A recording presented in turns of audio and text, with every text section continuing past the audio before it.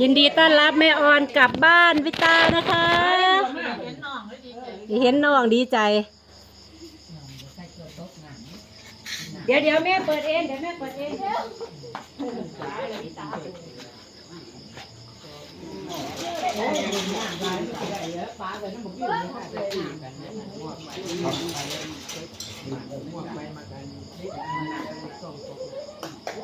อาเธอหนาเมื่อยไปสนแล้วขนของตอนไม่ออกก็เลิกไปน้องเปิ้ลเก็บของเธอยินดีต้อนรับสู่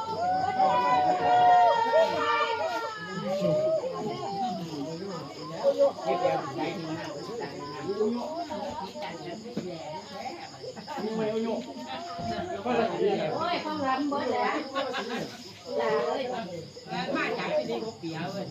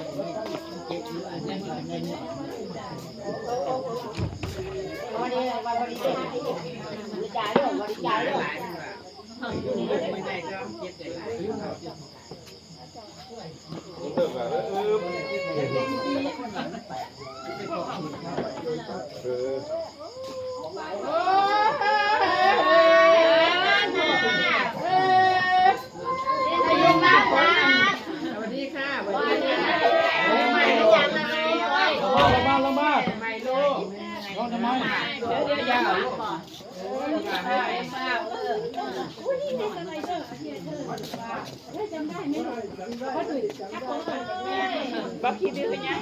ไม่ไปถือบักขึ้นไปย้อนขึ้นจอยอันเดอร์ยืดบักขึ้นไปเดี๋ยวพ่อ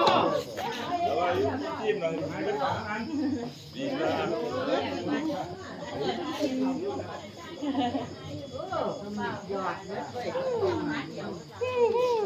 มากินข้าวไม่ถอดรองเท้าให้นะอาเธอคัดผมกันสวัสดีครับทุกคนนะลูกสวัสดีครับทุกคนเปิดตะกั่วหัวยันเสือ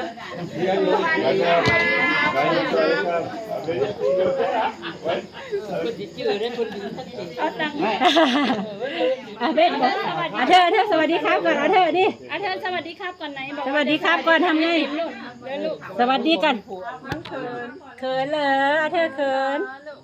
ยินดีต้อนรับสู่ประเทศไทยบ้านพี่วิตาครับบ้านพี่วิตาบ้านพี่อาเธอด้วยนะ